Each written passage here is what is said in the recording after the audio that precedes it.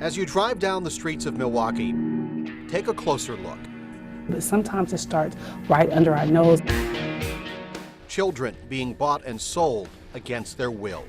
Keep them locked up 24 hours a day. Human trafficking is on the rise.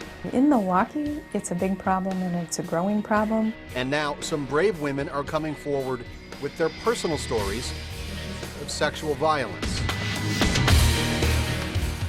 Rachel Monaco-Wilcox is a lawyer and assistant professor at Mount Mary College. It is her mission to bring more attention to the issue of human trafficking in Milwaukee. They get fed what the traffickers want to feed them, and they're never allowed any freedom. Most of the time, those victims are sold for sex.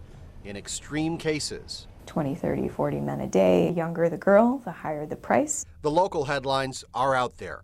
Pimp to plead guilty to federal sex trafficking charges. Teen possibly involved in human trafficking.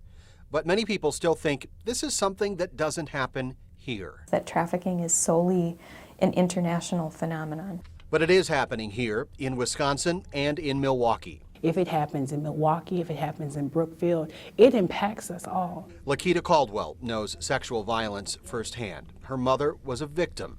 Now she works with Milwaukee teen trafficking victims. Almost every session that I have with a young person, someone shares that I've been sexually assaulted and they've lost their voice. Now, an opportunity for victims to regain that voice.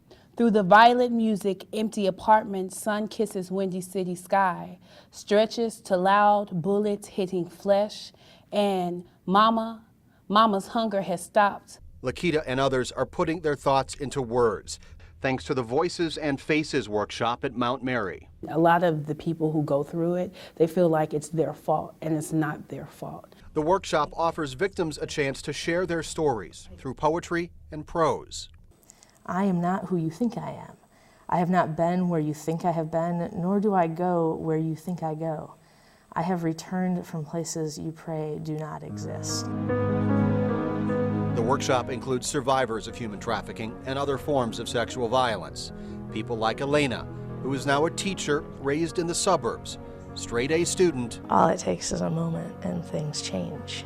It's why this workshop is so important here in southeastern Wisconsin, giving victims a voice, ending their silence. I firmly believe that if we as a society can be more compassionate towards the survivors, that we'll begin to hear the stories.